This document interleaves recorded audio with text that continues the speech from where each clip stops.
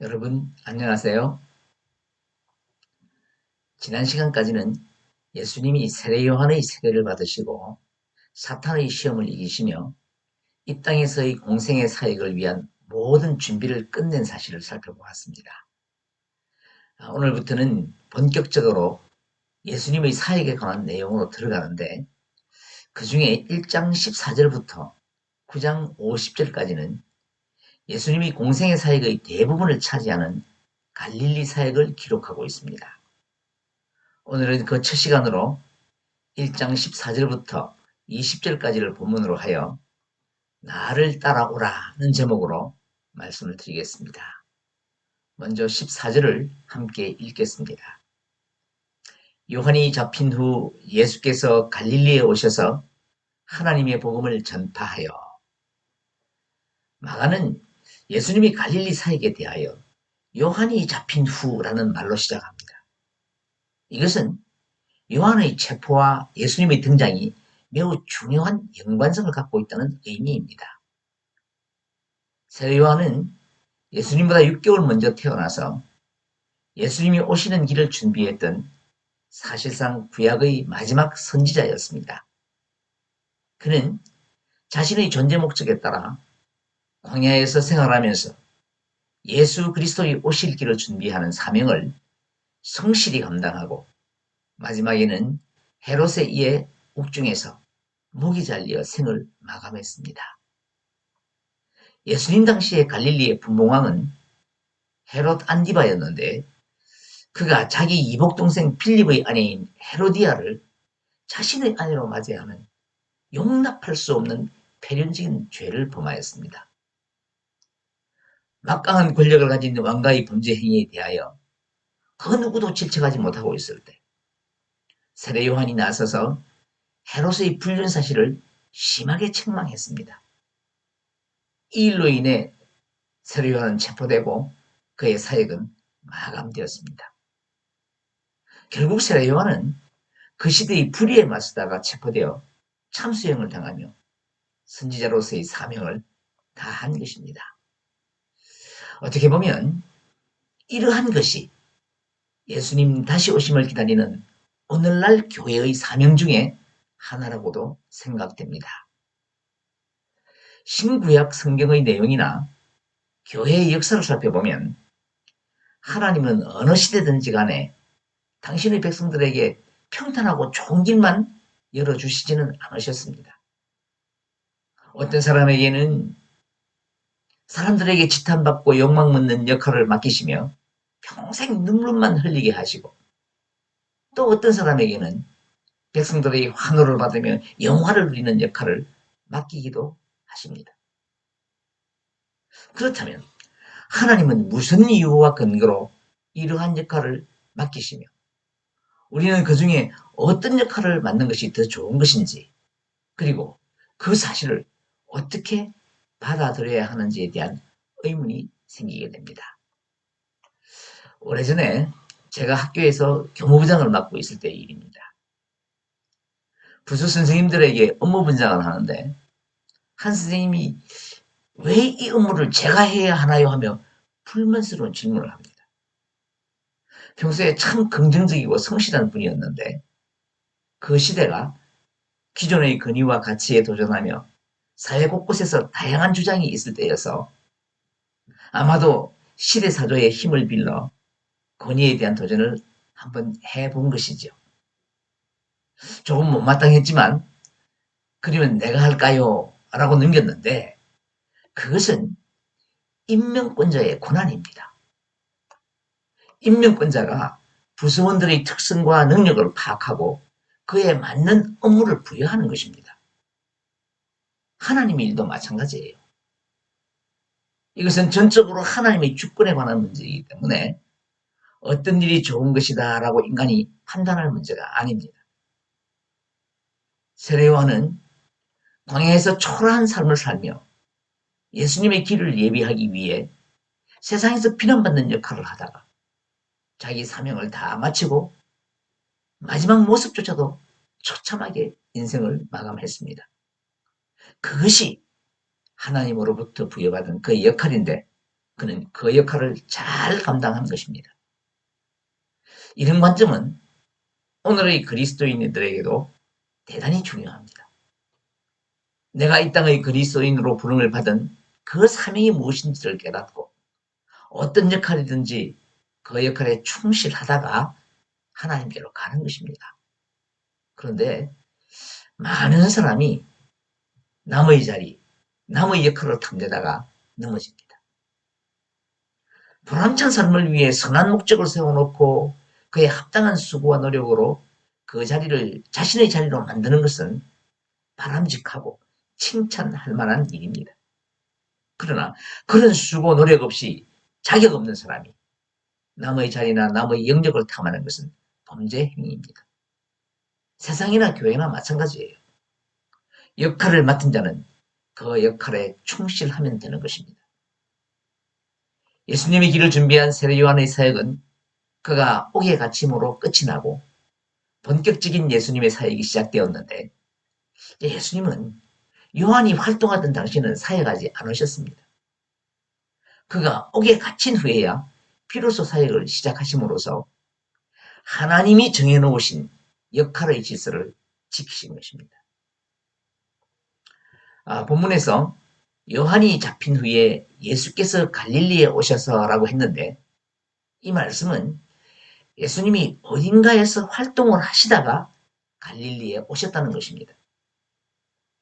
실제로 예수님이 세례와 시험 받으신 사건은 AD 26년경이고 갈릴리 사역은 AD 27년경에 시작되었습니다. 그래서 마가복음 1장 13절과 14절 사이에는 약 1년의 간격이 있습니다. 요한복음을 참고해보면 그 1년 동안 예수님은 유대지방에서 활동한 것으로 여겨집니다. 이때를 예수님의 초기 유대 사역 기간이라고 부르는데 본격적인 사역은 그 당시 아주 초라한 동네였던 갈릴리에서 시작되었습니다. 마태복음 28장 10절을 보면 부활하신 후에 제자들과 만날 장소도 갈릴리로 약속하셨고 그 약속대로 갈릴리에서 제자들을 만나셔서 중요한 사명을 주셨습니다. 이렇게 갈릴리는 예수님의 사역 전체에서 매우 중요한 장소였습니다. 그리고 하나님의 복음을 전파하여라고 했는데 이것은 예수님이 갈릴리에서 하신 본질적인 사역이 복음 전파임을 강조한 것입니다.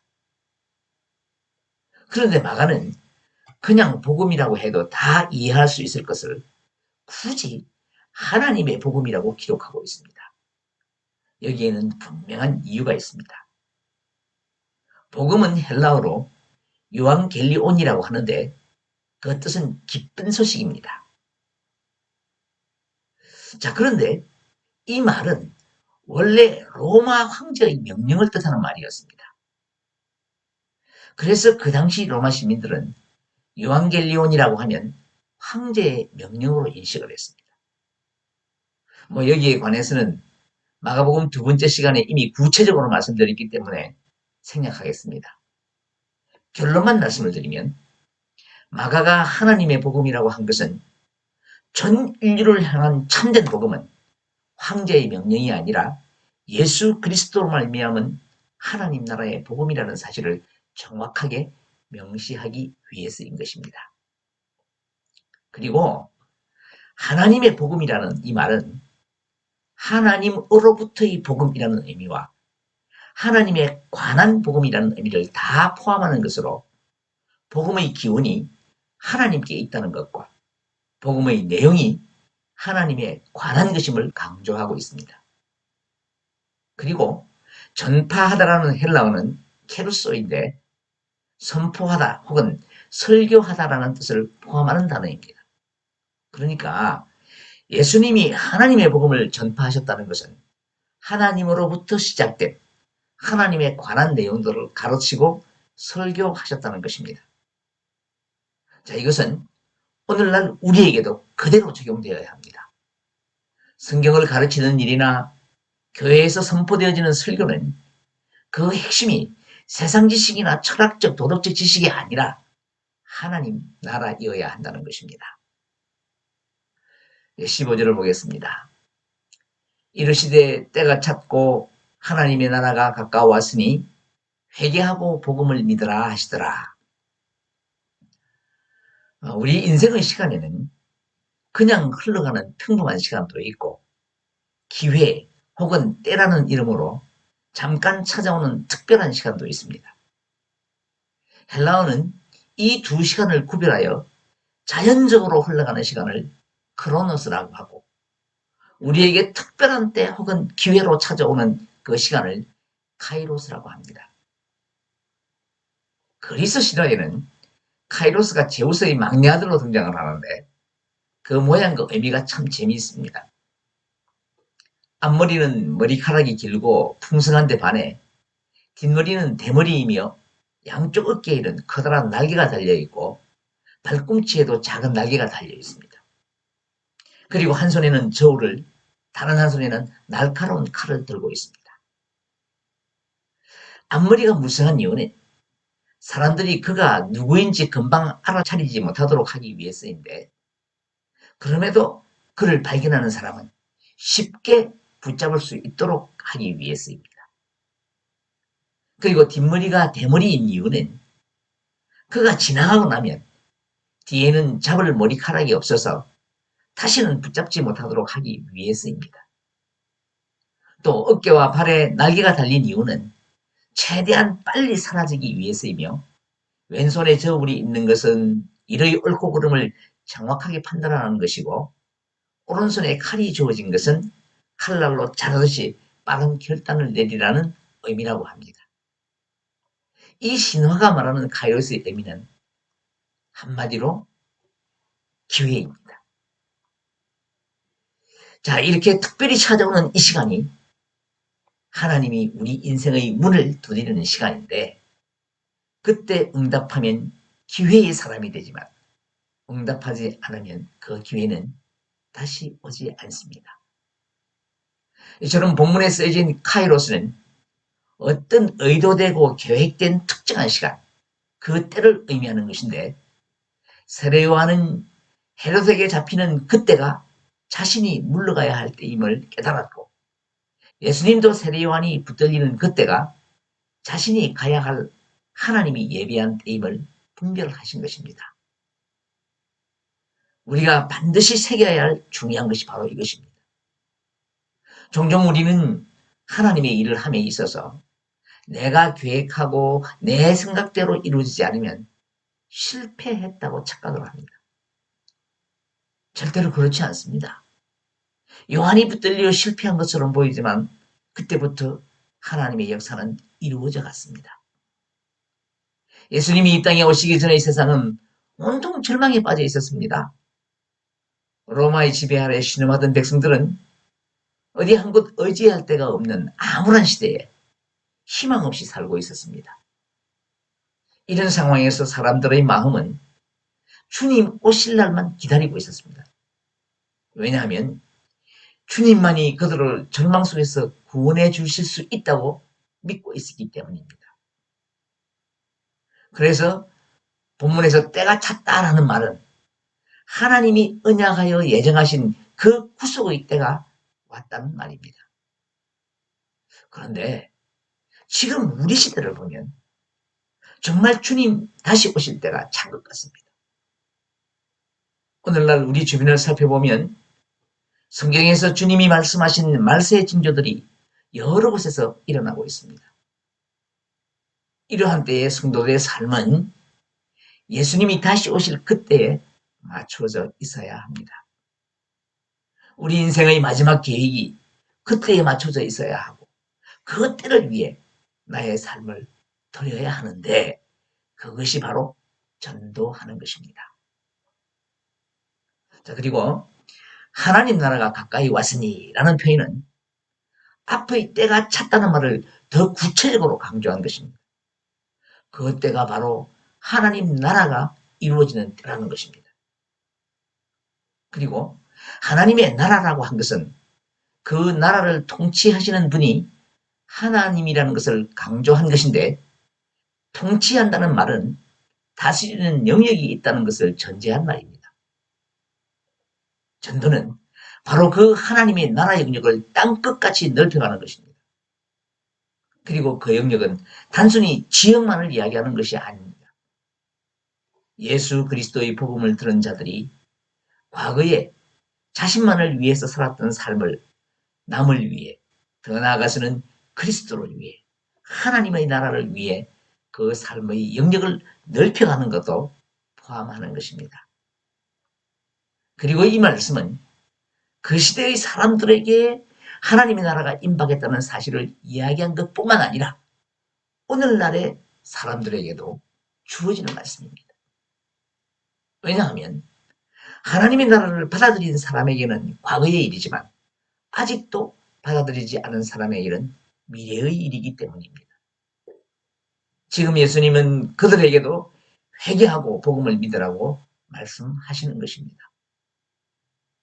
이렇게 예수님이 처음으로 선포하신 말씀이 바로 회개의 복음입니다. 죄에 대한 회개가 선행되지 않으면 복음이 진정한 복음으로 받아들일 수 없기 때문입니다. 그러므로 오늘날 교회에서도 이 회개의 복음을 우선적으로 설교해야 합니다. 교회는요, 반드시 지녀야 할 속성들이 있습니다. 교회를 헬라어로 에클레시아라고 하는데 불러님을 받았다 하는 뜻으로 예수 그리스도를 구주로 믿어 구속받은 성도들의 모임을 말하는 것입니다. 그러므로 교회가 지녀야 할 첫 번째의 속성이 세상과 구별되는 거룩성입니다. 따라서 교회는 이 거룩성을 유지하기 위해 순전한 말씀이 선포되어야 하고 동시에 죄에 대한 분명한 회개가 선행되어야 하는 것입니다. 그런데 오늘날 교회의 이 거룩하고 성결한 속성이 사라지고 있습니다. 뭐 다 그런 것은 아니지만 교회에서 진정한 회개의 복음이 선포되지 않고 불의와 잘못을 저질러도 그에 대한 징벌도 제대로 하지 않습니다. 회개의 복음이 사라지고 사람들의 귀에 듣기 좋은 축복의 말씀만 풍성합니다. 물론 이것이 잘못된 것이라고 말하는 것이 아닙니다. 성도는 믿음 안에서 복을 받고 살아가야 맞습니다. 그러나 그것이 기독교의 전부가 아니며 본질적인 가치는 더욱 아닙니다. 예수님은 마태복음 10장 38절에서 제자들에게 자기 십자가를 지고 나를 따르지 않는 자도 내게 합당하지 아니하니라고 말씀하셨고, 또 마태복음 16장 24절에서는 누구든지 나를 따라오려거든 자기를 부인하고 자기 십자가를 지고 나를 따를 것이니라고 말씀하셨습니다. 이 말씀들은 예수를 믿으면 고난과 역경이 따를 수밖에 없다는 것을 암시하는데, 이것을 온전히 감당하려면 먼저 철저한 회개를 통하여 거듭남이 있어야 하는 것입니다. 이런 이유로 예수님은 회개의 복음을 전하신 것입니다. 자, 그리고 믿으라는 말은 어떤 사실에 대해 단순하게 받아들이거나 인정한다는 의미와 함께 인격적으로 완전히 신뢰하고 자신을 전적으로 의탁한다는 의미입니다. 진정한 회개는 이와 같은 하나님께 대한 전폭적인 신뢰와 의탁을 수반해야 하는 것입니다. 그리고 헬라 성경을 보면 회개하고와 믿으라는 두 단어가 문법적으로 모두 명령형 현재 시제로 되어 있는데, 헬라어에서 현재 시제는 일회성이 아니라 계속성의 의미를 가지고 있습니다. 그러므로 회개와 믿음은 삶의 어느 한 시점이나 과거에 일어났던 일회적인 사건으로만 그치는 것이 아니라 오늘 우리의 삶의 현장에서도 반복되어야 하는 것입니다. 사랑하는 여러분, 우리의 삶의 순간순간에 회개의 역사가 일어나기를 바랍니다. 그리하여 하나님의 거룩한 성품을 담아가며 그 나라를 확장하는 일에 열심을 다하는 저와 여러분이 되기를 간절히 소원합니다. 지금까지 14절과 15절 짧은 본문을 오랫동안 말씀드렸는데 한마디로 간단하게 말씀드리면 하나님의 나라와 그의 복음을 전하기 위해서 예수님이 오셨다는 것입니다. 자, 그런데 하나님은 말씀으로 천지를 창조하신 전능하신 하나님이시기 때문에 그냥 인간의 죄를 용서하고 구원하시면 끝나는 일입니다. 그런데 하나님은 당신의 독생자를 완전한 사람으로 이 땅에 보내셔서 그 죄값을 받게 하셨습니다. 이것이 하나님의 공의이며 이렇게 하나님은 이 땅의 일들을 사람을 통해서 해결을 하십니다.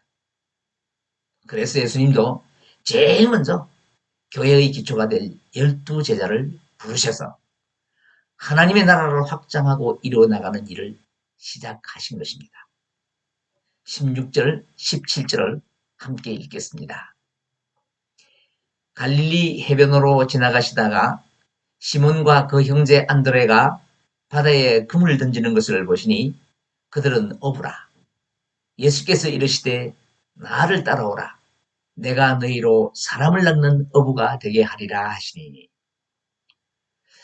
가끔 사람들은 세상은 지극히 인간적인 삶을 사는 것이고 교회는 예배드리는 것으로 구별하여 신앙생활과 세상에서의 삶의 영역이 다르다고 생각합니다.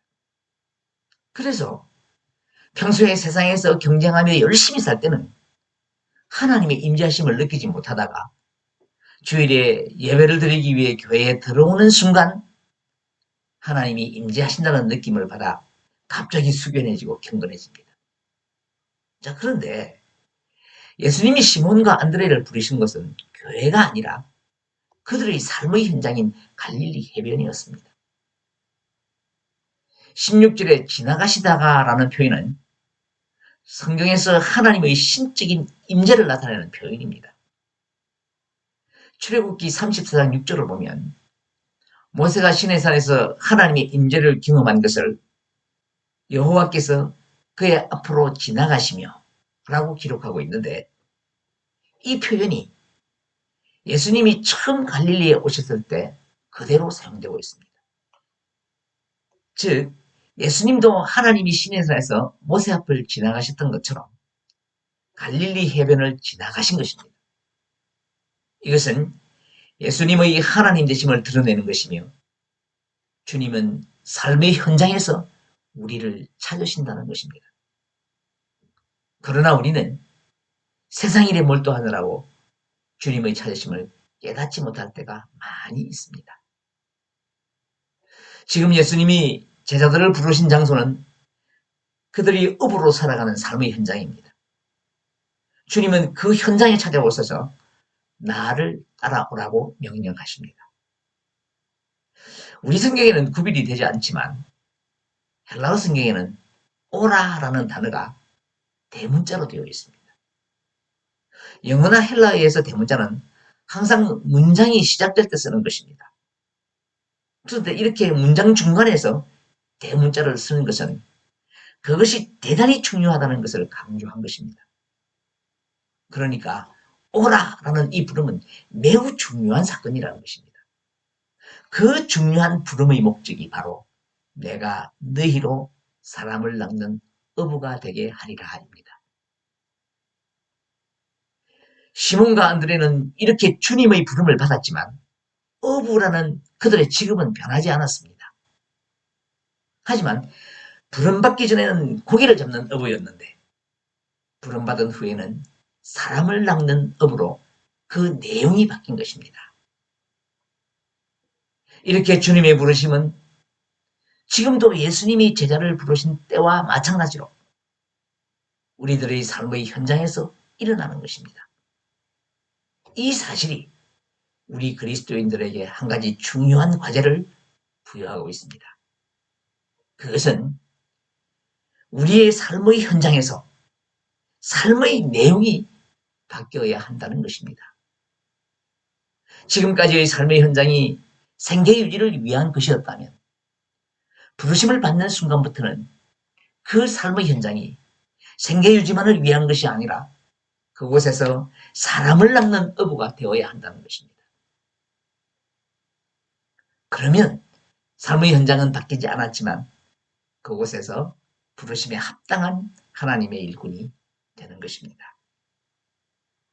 그러기 위해서는 반드시 내려놓아야 할 것이 있습니다.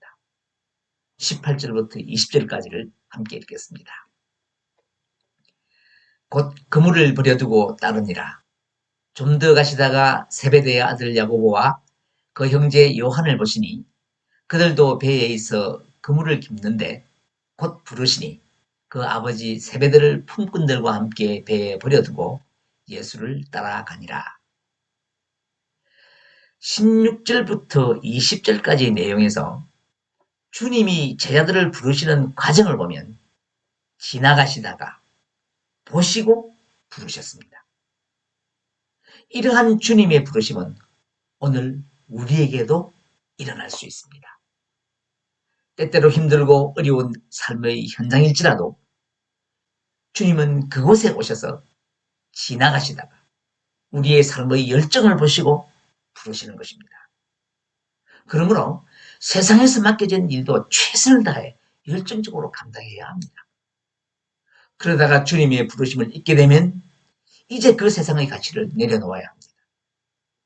지금 제자들도 사도로 부르심을 받음으로 그물을 버리고 배를 버렸습니다.